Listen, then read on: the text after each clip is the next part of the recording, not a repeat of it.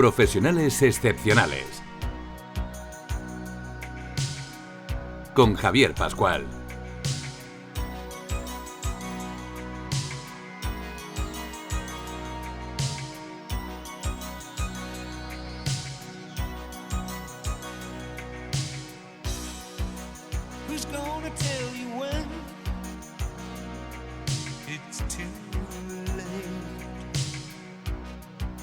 Con el patrocinio de la Fundación para el Fomento de la Innovación Industrial.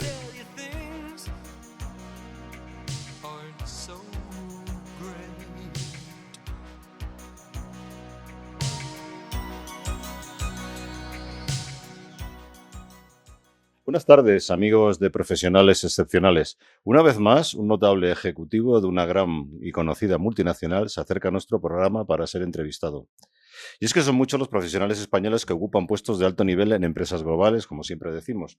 Una tradición que se conserva ya desde hace años y que sin duda resalta el valor de la calidad de nuestra enseñanza y de nuestros valores. Tomás Zumárraga es licenciado en Ciencias Económicas por la Universidad del País Vasco. Ha desarrollado gran parte de su carrera en Bridgestone, empresa japonesa que conocemos muchos de fabricación de neumáticos, ¿verdad? Allí, después de pasar por diversos puestos directivos, culminó su carrera como consejero delegado de la compañía de ventas en España y miembro del Consejo y Comité Ejecutivo Europeo.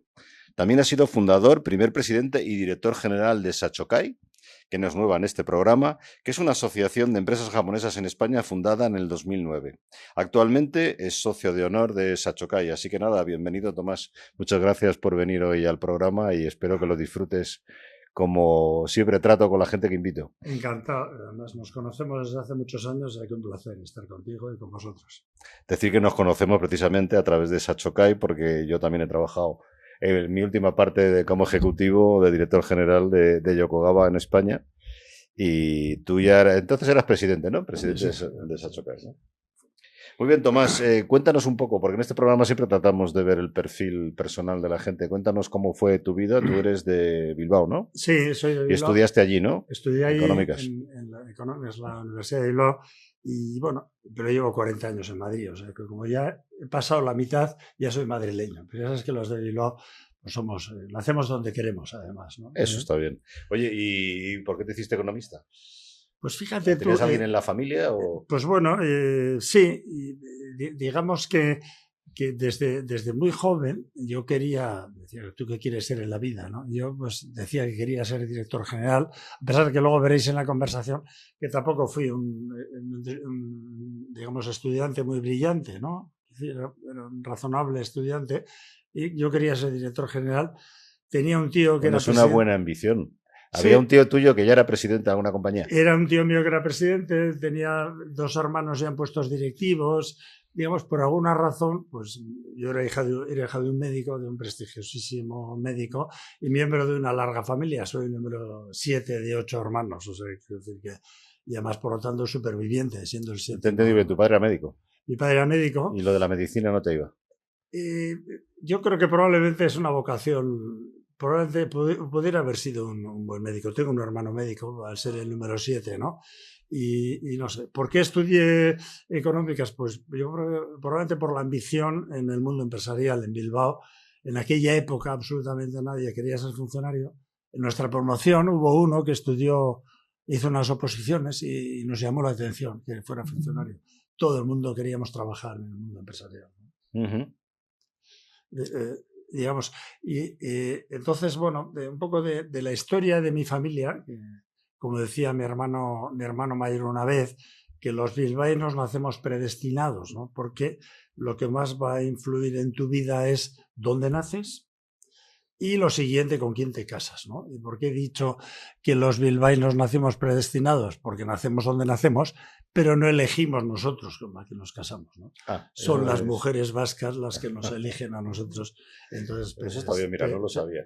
Pero sí, sois hombres casados. Somos hombres casados, ¿no? Digamos. Entonces, hijo de una persona muy culta, de una grandísima reputación en el mundo de la medicina, era culto, pintor, adoraba la poesía. Entonces, bueno, vivíamos en una casa donde el nivel cultural era muy alto y, por lo tanto, pues las posibilidades de una formación humanista, etcétera, pues era bastante grande, ¿no?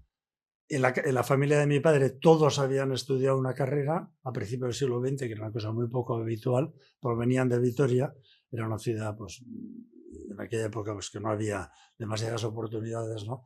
Digamos, y en el caso de nosotros también todos estudiamos una carrera universitaria, o sea que, bueno, digamos que somos la típica familia donde se valora mucho más el ser que el tener, ¿no? De eso es una cosa muy, muy también en el campo, que luego hablaremos del campo japonés, ¿no?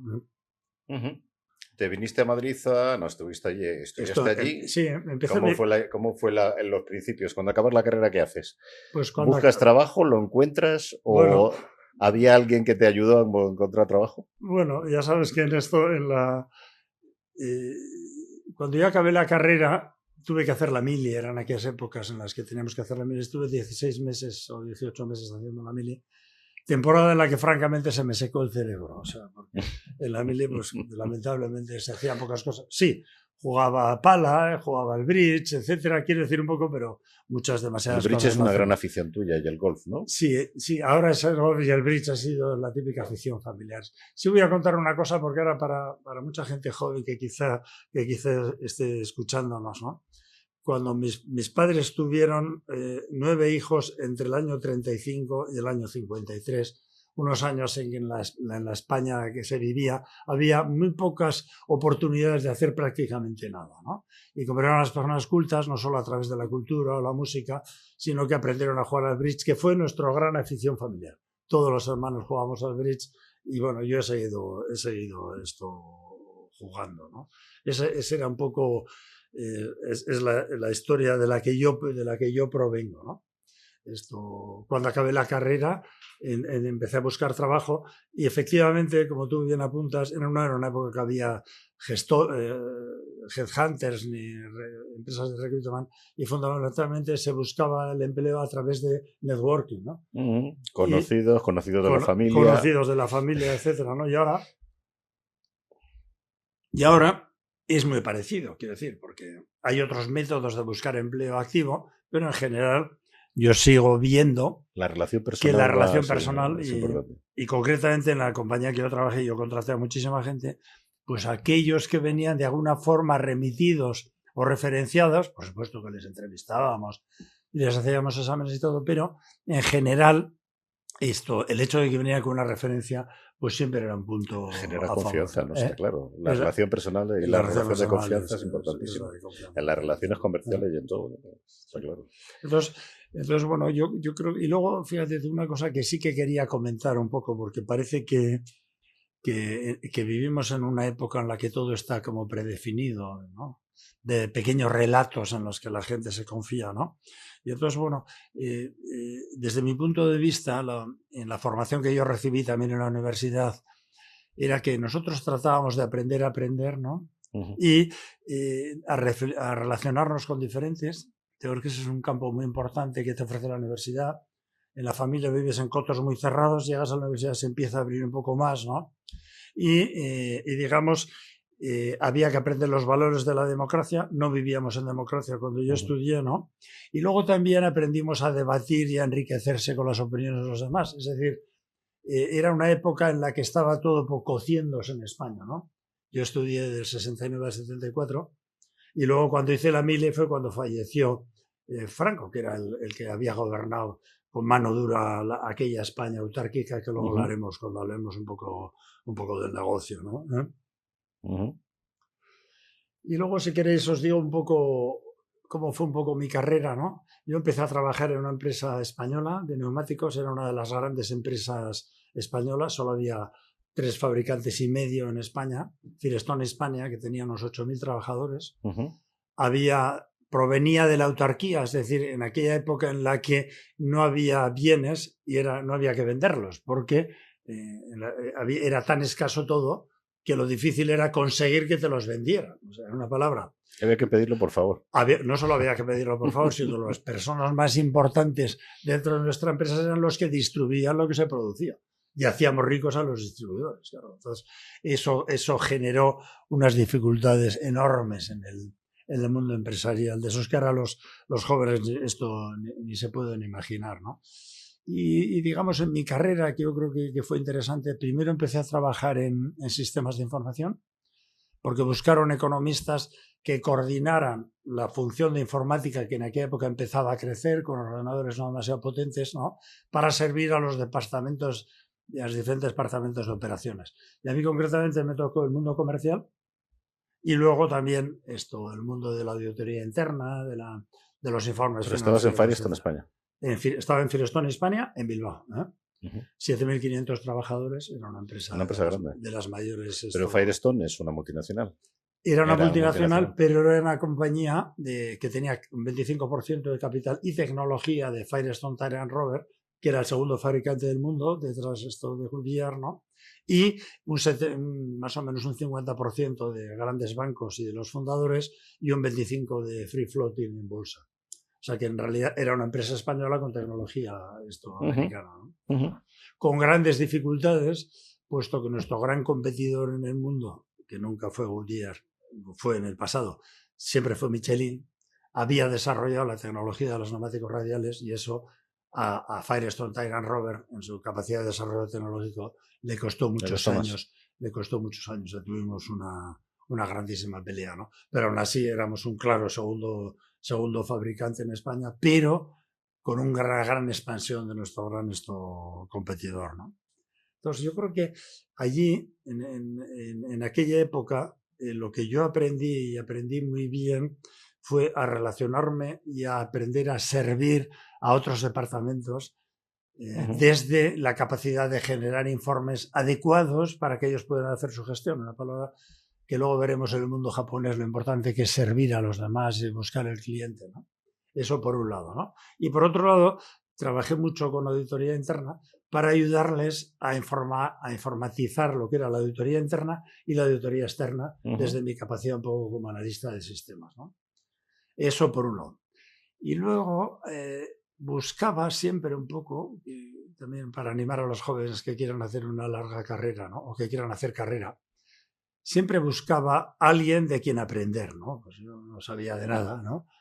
El jefe que tenía en informática no era una persona excesivamente porque además tu trabajo, el que estaba desarrollando, ¿a poco aprenderías en económicas de esto? No aprendí nada, absolutamente nada. Sí, pero en económicas aprendimos un poco de contabilidad, un poco de lo que era el mundo económico, estudiamos historia económica, piruleábamos, pero en el fondo, pues francamente aprendimos muy pocas cosas, ¿no? Una palabra que las horas de universidad comparadas con las horas de trabajar en una empresa es que no tiene ninguna comparación. Ahora, una vez que trabajas en una gran empresa, lo que tienes que trabajar es con alguien que de verdad sepa algo y por lo tanto es una persona de la que tú puedas aprender, ¿no? Eso es un poco...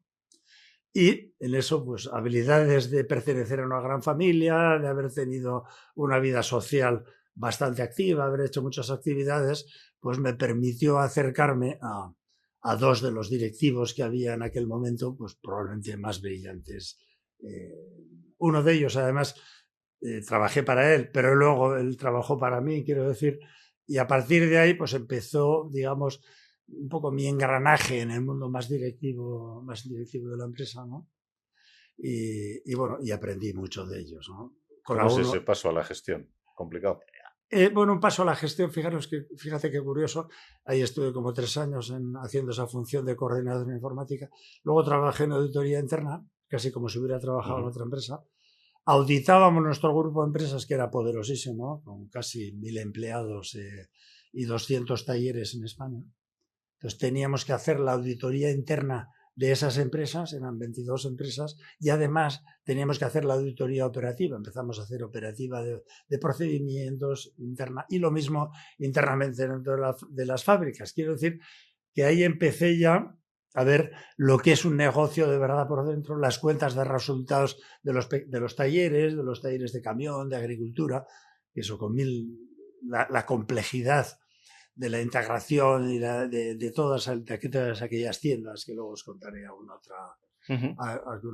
Por lo tanto, y luego participábamos en la auditoría de la empresa y en la elaboración de los estados financieros. Es decir, ya entramos en la gran contabilidad de una gran empresa española, una de las 100 mayores empresas españolas. Eso me ayudó a aprender a ver la empresa desde los números. Entonces, a todos los que estudian cualquier cosa, de cualquier cosa, incluso aunque sean expertos y locutores de radio, lo que tienen que saber muy bien es la contabilidad de una empresa, a saber entender una cuenta de resultados, a saber entender cómo se analizan las ventas, cómo se analizan los resultados, ¿no? Y hacer planes un poquitito a largo plazo, pero siempre volcándonos finalmente en los números. Ay, amigo. Eso de los grandes sueños y las grandes ideas son brillantísimas, pero lamentablemente, luego hablaremos del mundo japonés, todo tiene que reflejarse en el mundo. Bueno. Carrera, ya ves un poco, y de ahí pasé a ser el número 2 de compras, ya en un puesto ejecutivo, ¿no? Imagínate porque estabas en calidad, estabas en... No estaba ni en calidad ni nada, pero sistemas. Había que modernizar de sistemas, auditoría interno, control interno, combinación de auditoría interno, control interno, gestión y conocimiento informático, ¿no? Da un buen paquete para tratar de ordenar, ¿no? Y modernizar. ¿Cuánto tiempo llevabas cuando te ofrecen el puesto? Ahí llevaba como 5 años más o menos. Y estuve un par de años en compras, ¿no? Estableciendo nuevos sistemas de gestión de compras, ¿no? Los tender, las plicas cerradas, bueno, montones de nuevas cosas, reestructurando el sistema para poder implantar, que se implantó a posteriori, un sistema informático de gestión de compras. Imagínate una empresa que tenía 3 grandes fábricas de neumáticos, ¿no? Y además tenía otros negocios repartidos, más todo el grupo de empresas, quiero decir. O sea, ¿dónde teníais las fábricas? ¿En Bilbao y en dónde más? Teníamos en Bilbao, en Burgos. En Bilbao hacíamos camión, agricultura, camión, llantas. Luego teníamos una fábrica de bujías, de poliuretano.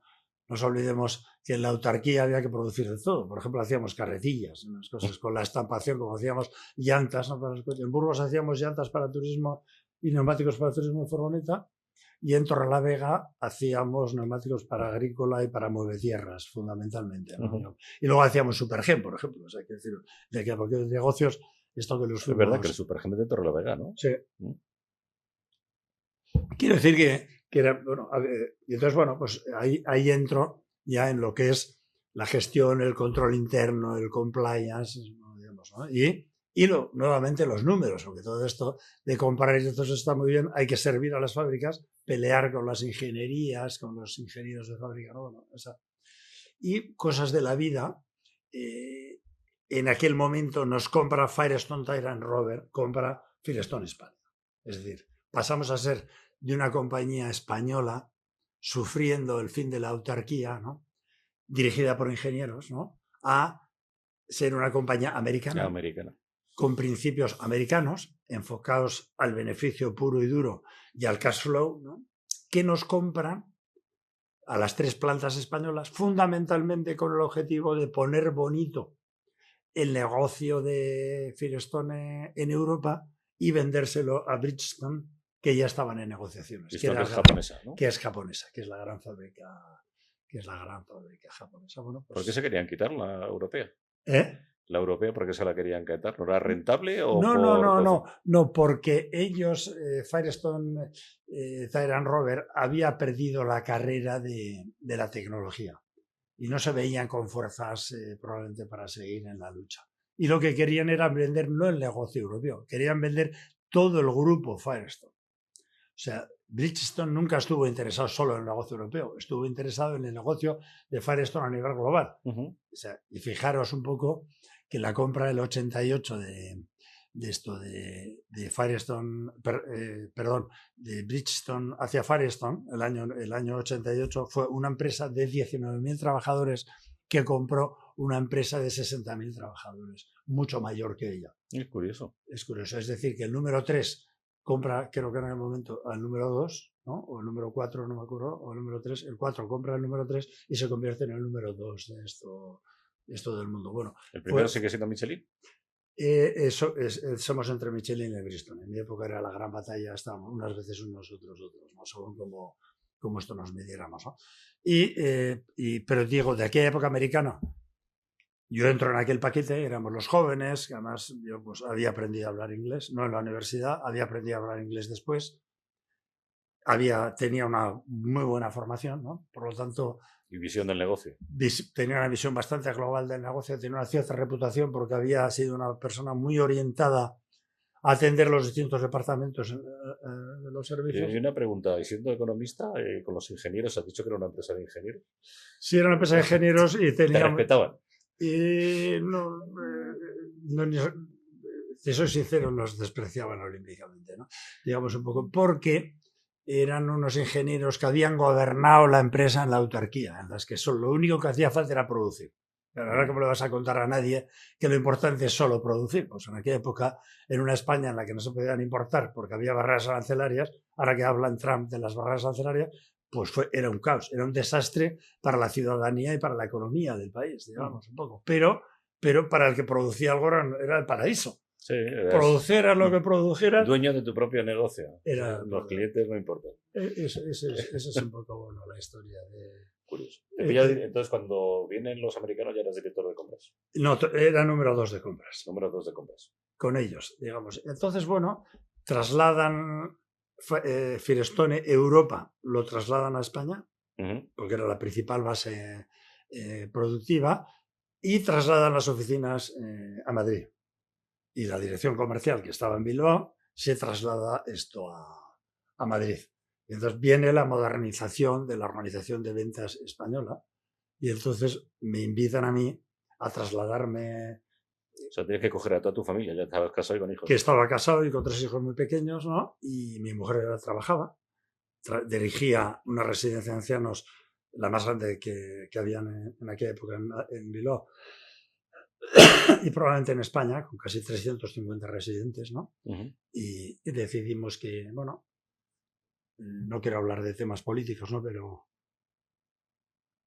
en el año 85 las cosas no estaban muy bollantes en el País Vasco y se veía claramente que el futuro iba a pasar en nuestra empresa por el mundo comercial.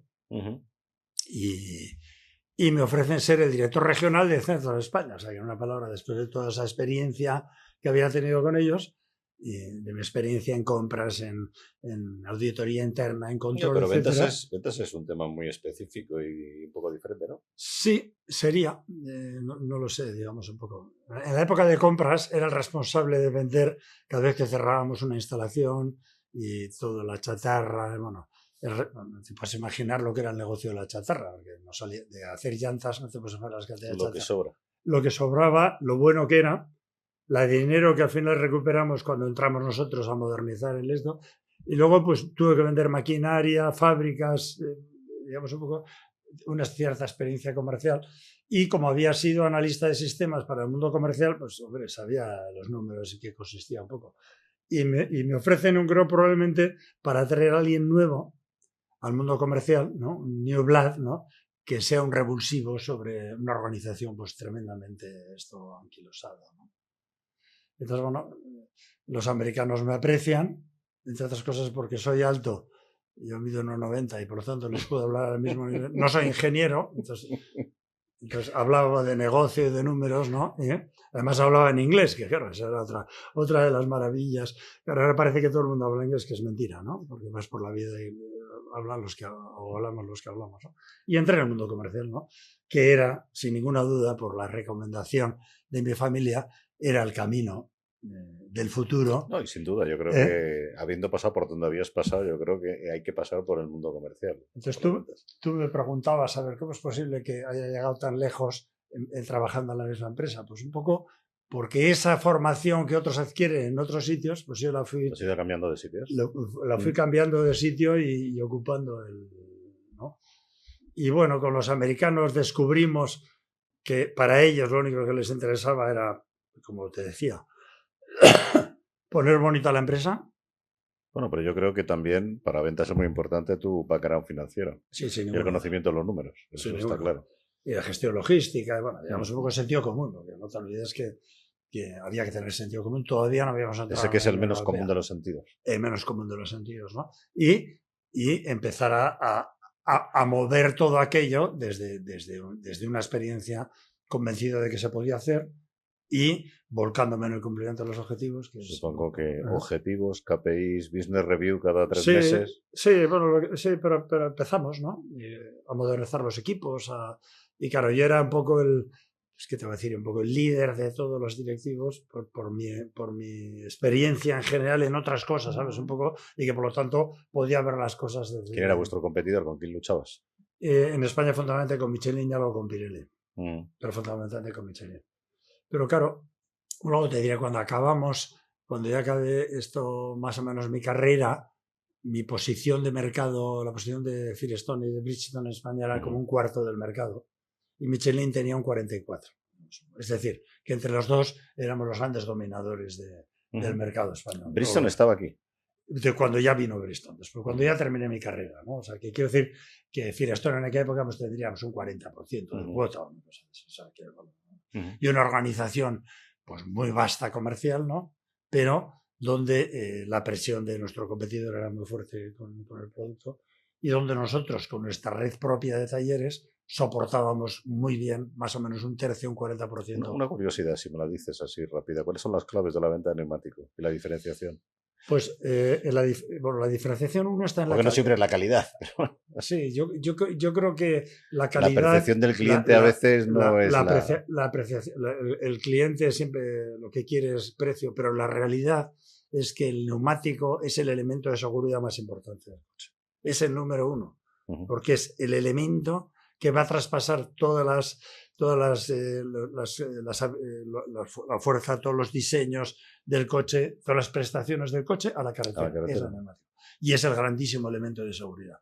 Uno de los grandes problemas de accidentes en España precisamente siempre han sido el mal mantenimiento de los neumáticos, no solo gastados, sino también neumáticos muy viejos o con presiones inadecuadas. Es un accidente. El reventón de un neumático trasero es realmente gravísimo como accidente de coche. Entonces, por lo tanto, al final, cuando tú vas a cambiar los neumáticos, sí, que te ofrecen una cosa, pero si tú tienes una marca de una grandísima reputación como era Firestone... ¿Cómo se consigue la reputación? Pues la reputación se consigue haciendo muy bien las cosas durante muchísimos años y teniendo una red de distribución muy profesionalizada, con un gran conocimiento, que era capaz de ayudarle al usuario a mantener su coche, siempre hacían algunas cosas de mecánica rápida y convencerles de las bondades del producto que ofrecía, ¿no? ¿En ventas trabajabais con el cliente final o a través de distribución? Digamos, trabajábamos con cliente final en grandes flotas o en grandes minas, etcétera, y el resto trabajamos a través de distribuidores. Claro, porque hacían neumáticos especiales. Claro, sí, para la producción de neumáticos especial había que hacer neumáticos especiales, pero para el gran consumo a través de una red. Claro, ahí estaba la rentabilidad de nuestra red, ¿no? Y que siempre, digamos, el gran secreto de todo esto era que había que remunerar razonablemente a la distribución para que la distribución vendiera otros productos. Ahí estaba la gran batalla, ¿no? Si quieres, Tomás, hacemos una pequeña pausa y seguimos luego. Sí.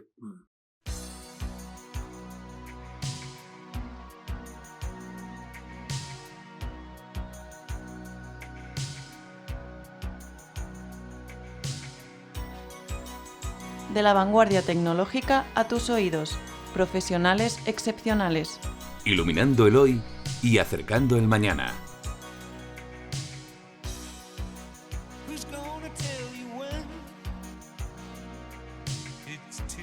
Sí, Tomás.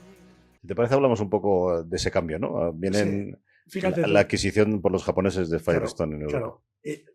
Claro.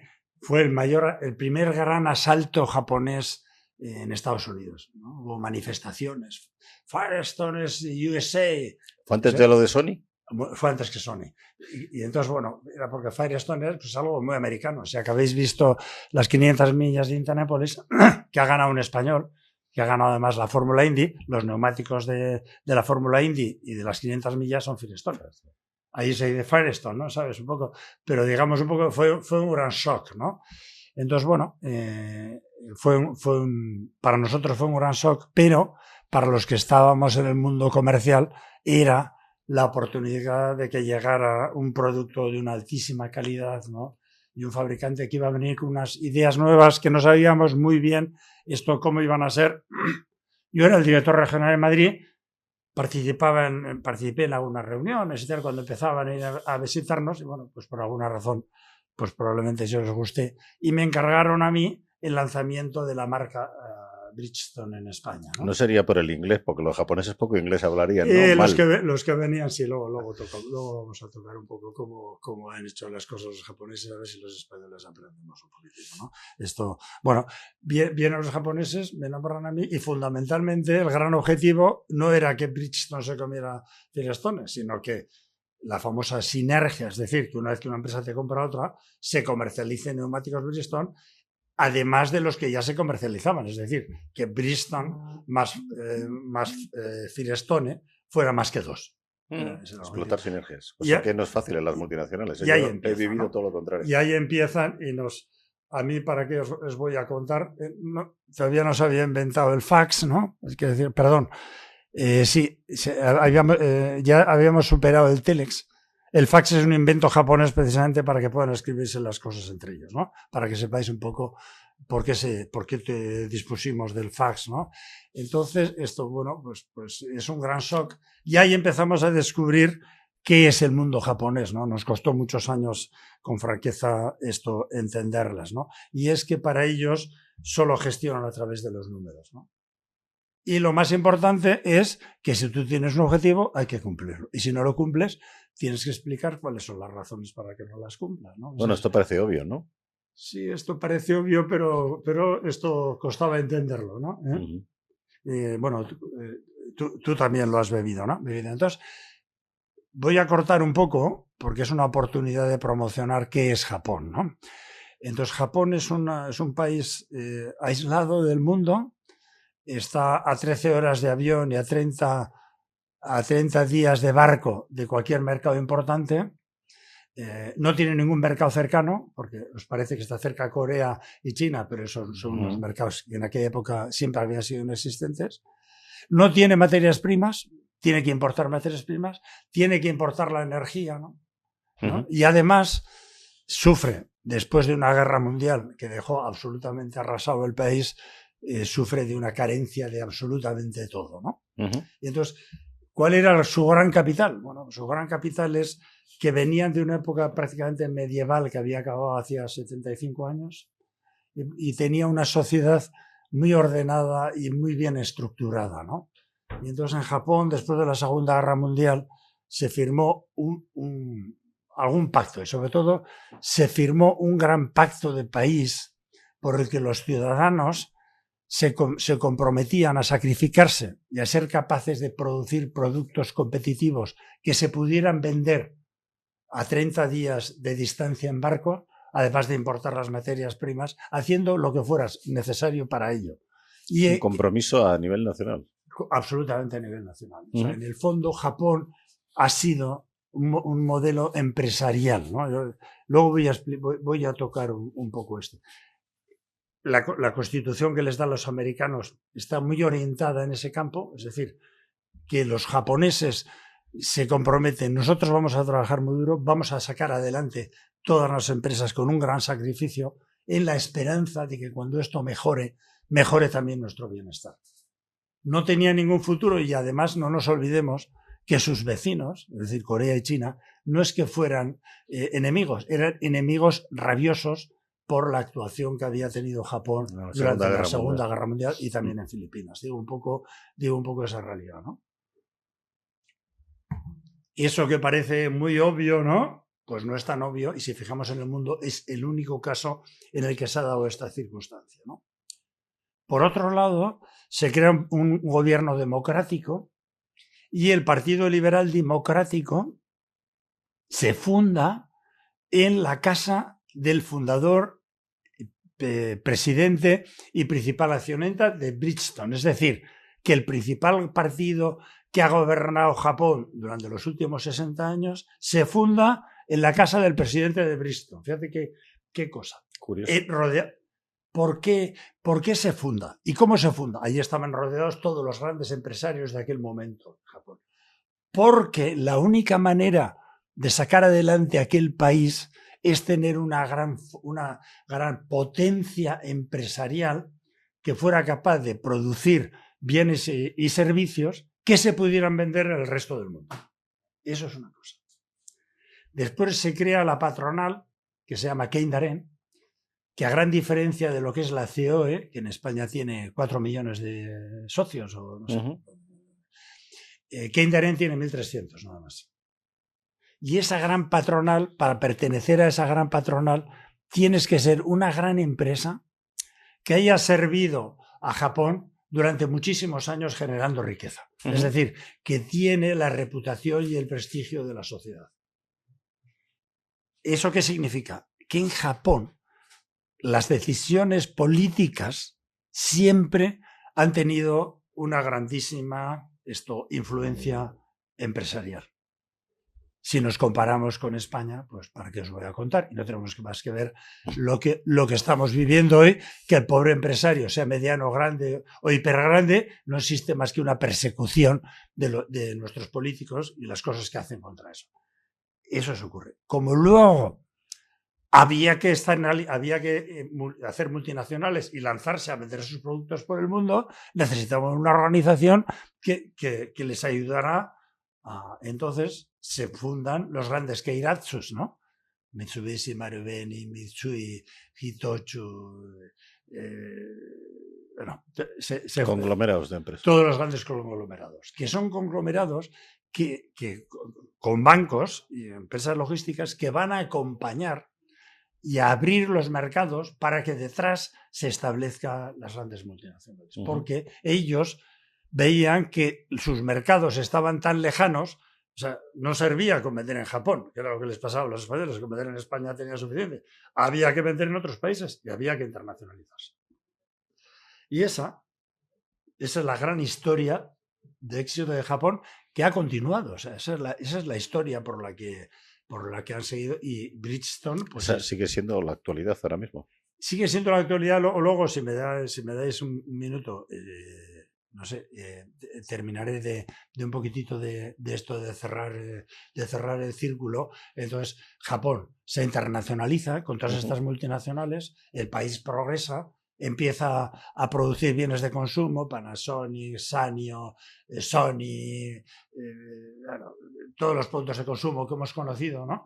Pero luego sigue avanzando en tecnología, farmacia, big data, ordenadores, lo que se te ocurra, ¿no? Farmacia, cosmética, todo. Cosmética, absolutamente de todo, ¿no? O sea, siguen avanzando en el campo y hoy en día abandonando los productos de gran consumo, ¿no?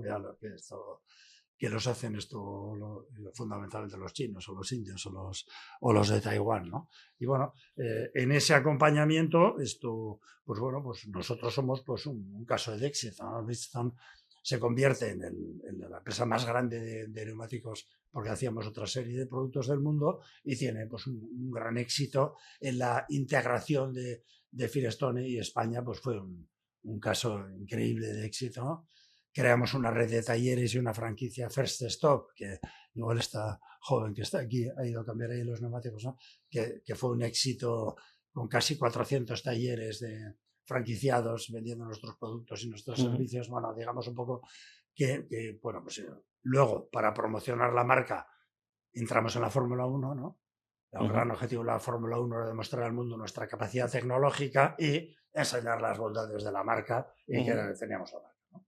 Pasamos cuando yo empecé, de awareness, conocimiento de marca, no ha ayudado 0, y cuando yo terminé mi carrera teníamos 64, ¿no? O sea, que decir, una barbaridad, y lo hicimos con esa gran emisión. Entramos también en motos, bueno, digamos, hicimos un grandísimo también esfuerzo. ¿Cómo fue tu paso ahí dentro entonces? Porque eras director de ventas cuando llegaron los japoneses, ¿no? Cuando llegaron los japoneses era el director de Bridgestone, luego fue director general de ventas, y vinieron un grupo japonés a introducir la filosofía y la política japonesa. Yo era, digamos, la mano derecha del equipo aquel japonés, era una parte del equipo japonés, y luego se fueron yendo, ¿no? Se fue el que había sido mi jefe, yo fui su jefe, y me nombraron consejero delegado, me hicieron consejero europeo, etcétera, ¿no? Porque el negocio español fue pues el mejor negocio que tenía el grupo en Europa. ¿Dónde en Europa, que estaba en Holanda como muchos japoneses? No, la base la teníamos en Bruselas. En Bruselas. Pero teníamos compañías de ventas en toda Europa, digamos, un poco. Y bueno, reformamos todo el negocio europeo. Yo participé pues con mi experiencia y historia de éxito, porque no hay nada como tener success story en eso. Y bueno, y luego cuando llegué a una cierta edad, pues me invitaron a jubilarme y he tenido una jubilación feliz y ellos pues ahora viven esto un poquitito esto en otro mundo, ¿no? Y entonces de esa historia un poco de Japón y de las diferencias, ¿no? Esto para cualquiera que quiera trabajar en nuestro mundo, ¿no? Digamos, quizá varias recomendaciones, ¿no? El mundo japonés es tremendamente disciplinado, ¿no? Es tremendamente solidario y de una grandísima cortesía. Jamás dicen que no, ¿no? Eso es difícil, de entenderlo. Es muy difícil de entender. Y dos, trabajan fundamentalmente con los números. Entonces voy a decir aquí una cosa fundamental para cualquiera que quiera trabajar en el mundo industrial o en cualquier empresa, ¿no? Cuando había un gran proyecto, ¿a qué fábrica lo asignaban? ¿A la que tenía los mejores costos? Pues no. Lo asignaban a aquella fábrica que había sido capaz de demostrar a lo largo del tiempo que podía mejorar todos los parámetros y los KPIs de la empresa. Es decir, era un equipo ganador volcado en la mejora continua, que es la gran clave. O sea, tú puedes hacer una cosa maravillosa, pero si te duermes en los laureles no sirve para nada. Tú tienes que tener el negocio y permanentemente estar mejorando. De esa demostración, ¿no? Entonces, algunas de nuestras fábricas concretamente españolas fueron pilot plants en ese plan, y luego aprendimos a lo que es el largo plazo, ¿sabes? A trabajar en planes de 5 años y de 10 años. Y luego el primer año era el budget del año siguiente, ¿sabes? Había que ir todos los meses a reportar y había que hablar de números. ¿Cuáles eran tus objetivos? ¿Qué habías hecho? ¿Qué habías cumplido? ¿Y lo reportabais a Japón o a Europa? A Bruselas, ¿no? ¿En Bruselas había japoneses? Pero ¿Bruselas había japoneses? O... Había japoneses, había europeos, había de todo. Luego fueron un poco cambiando. O sea, bueno, digamos que el modelo funcionó, aprendimos muy bien a trabajar con ellos, ¿no? Participamos España y concretamente la compañía de ventas participó siempre en todos los proyectos pues hicimos la campaña de seguridad mundial que con el Rey, con Schumacher y Barrichello, que se hizo en España fundamentalmente por nuestra capacidad, ¿no? Hicimos el centenario de Firestone con el Rey. Digamos que España, cuando había un gran proyecto, pues bueno, a mí me gustaba mucho, a mi equipo le animaba mucho el tener siempre grandes proyectos un poco para... Y a tener proyección, además, en los medios. Sí, fueron muchos, luego muchos fueron a Bruselas, han sido otros directivos y tal, digamos un poco, bueno, ahora yo aún una vez tengo una cierta relación con ellos. ¿Qué valores les ves a los ejecutivos españoles, que siempre hablamos aquí? Pues yo creo que muy buenos, en general muy buenos, sobre todo los que han trabajado lo de siempre. Si tú has tenido un buen jefe, tienes grandes oportunidades, o digamos, has trabajado con personas de las que has podido aprender, lo puedes desarrollar los demás. ¿No has tenido jefes malos o inseguros? Pues sí, claro que he tenido, ¿por qué te voy a contar? Algunos que me agarraron la vida, se me puso blanco el pelo un año, ¿no? La gran ventaja en el mundo japonés es que cada 3 años te los cambias, ¿sabes? Un poco. Entonces, como decían ellos, que esto es como una película que estás viendo que pasan los vaqueros, ¿no? Y ahora voy a hacer, para terminar, ¿no? Es un poco bueno, nos queda todavía tiempo, ¿eh? Nos quedan 10 minutos más o menos. Más o menos. Digamos que en todo este proceso de, quizá como te decía un poquitito al principio, lo que más orgulloso siempre estuve fue de cómo fuimos capaces de convertir 22 compañías y 180 talleres propios en una compañía con un nuevo software, con políticas, con un equipo común, entrenado en común, etcétera. Fue un cambio cultural espectacular, ¿no? Que los consultores que me ayudaban me decían: Tomás, es imposible cambiar la cultura de una compañía. Entonces, es difícil, decía, te lo digo por experiencia, es muy difícil. Te lo digo ya. Bueno, yo tenía tiempo, ¿eh? Tenía tiempo y buenos resultados. Es decir, como yo tenía buenos resultados, podía hacer cosas por abajo, ¿no? Otra gran recomendación a los nuevos: tú ten buenos resultados, pero estate preparando el futuro, ¿me explico? Entonces yo, como tenía buenos resultados, trabajaba en la base para preparar, digamos, el futuro. Y ese gran cambio cultural, yo le decía al jefe de los consultores con el que yo trabajaba, le decía que no te olvides que yo soy de origen vasco, ¿no? Y a los vascos, para que hagamos una cosa, lo único que hay que decir que es imposible, ¿no? Si a los vascos les decimos que tú no puedes hacer nada, y el gran chiste es siempre cómo se meten 30 vascos en un SEAT 600. Es muy fácil. Hay que decirles que no caben, ¿sabes? Un poco, ¿no? Entonces, el reto. Y dentro de ese reto, joder, fue una cosa, porque le ganamos como 5 años de ventaja a la competencia en el mismo programa. Lanzamos una franquicia con clientes independientes y redes de talleres, ¿no? Teníamos la nuestra con otra marca que la íbamos homogeneizando y aplicando políticas comunes. Y en un momento dado hicimos lo que yo le llamé el Big Bang y las integramos todos bajo una bandera que se llamó First Stop, ¿no?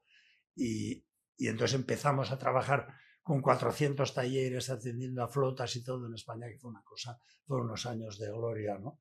Pero la gloria dura lo que dura, la competencia reaccionó, etcétera. Bueno, lógicamente, siempre hay que ir por delante. ¿no? Y luego, una cosa que yo ahora quería decir un poco a los jóvenes, un poco de, como les decía, ¿no? Digamos, ¿no? Que al final, y aprovecho un poco dónde está hoy el mundo japonés, ¿no? El mundo japonés ha abandonado un poco las grandes cosas de consumo, ¿no? ¿Qué significan en España estas empresas japonesas? Más o menos eran unos 400 grandes empresas japonesas están instaladas en España. 400, unos 400, ¿no? Y unos 50.000 empleados, 40-50.000 empleados, ¿no? No es tanto importante en este campo, que lo es, ¿no? Sino en una cosa realmente importante. Son 400 empresas líderes globales en los productos y servicios que producen.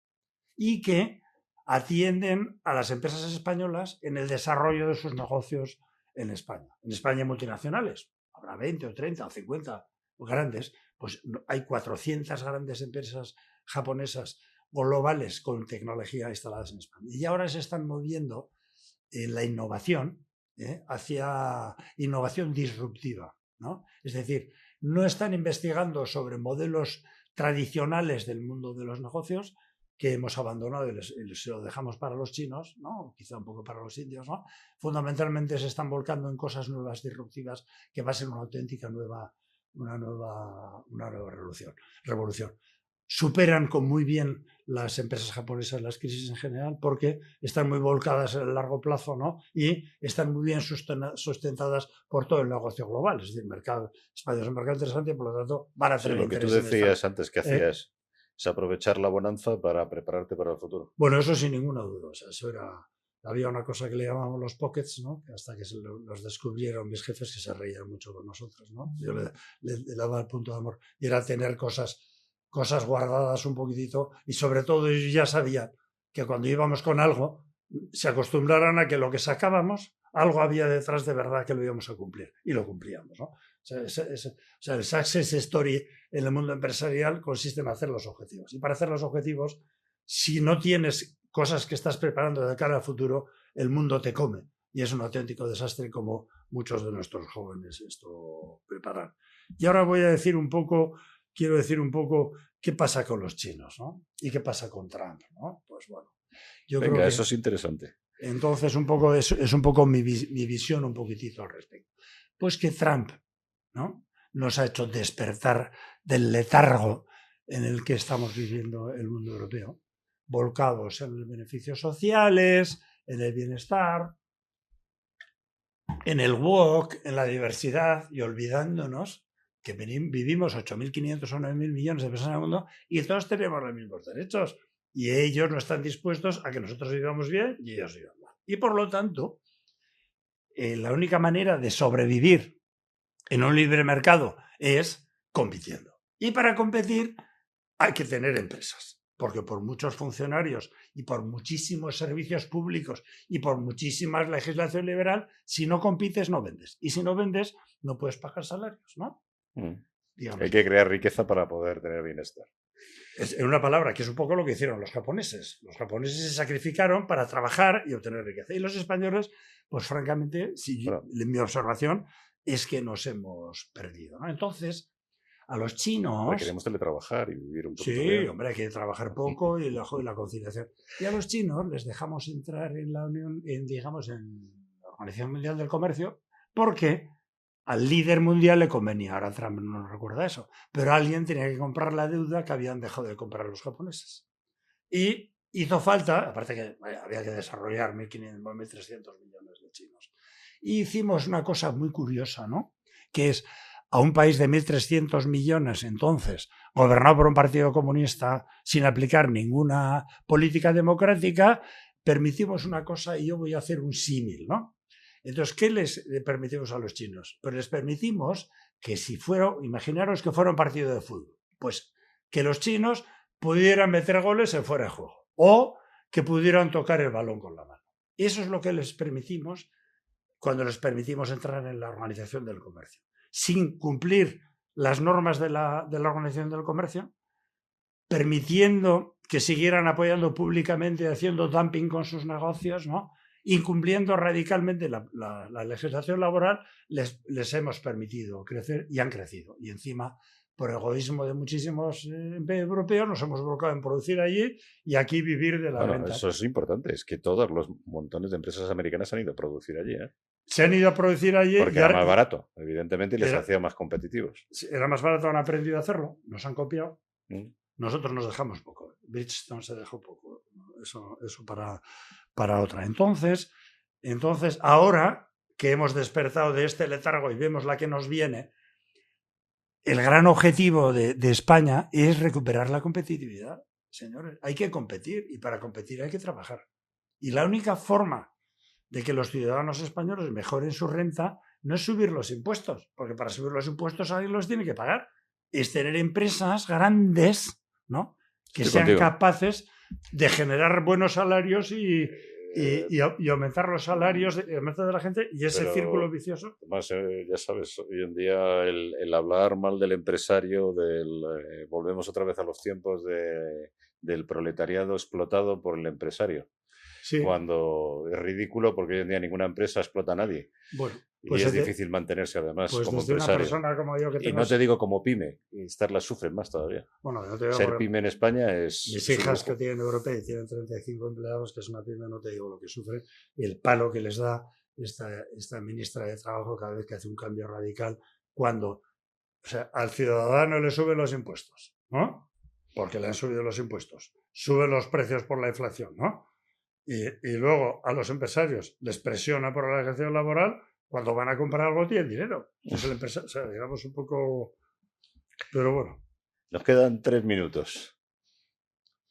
Bueno, ¿Qué queda por decir que puedas resumir en 3 minutos? Bueno, pues yo les diría, les suelo decir, solía terminar muchas veces cuando iba a alguna universidad, ¿no? Yo les decía a los jóvenes, ¿no?, que se hicieran empresarios, ¿no?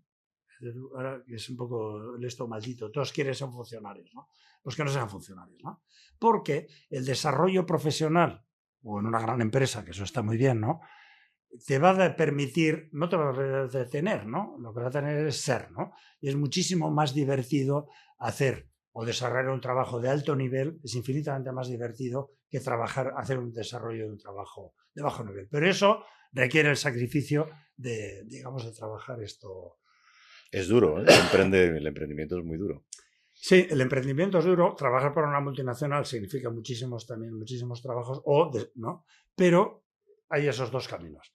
El trabajar hoy en una función básica, el teletrabajo que te saca un poco del conocimiento y de los equipos y del networking, a mí personalmente me parece que es muy peligroso para las personas. Pero bueno, allá ellos. Uh-huh. Y luego cuando yo les decía que emprendan, ¿no? O sea, yo a mis hijas les animé. Una ya trabajaba en las Big Four, la otra es una neuropsicóloga de un grandísimo nivel. Les animé muchísimo a que desarrollaran una empresa, ¿no?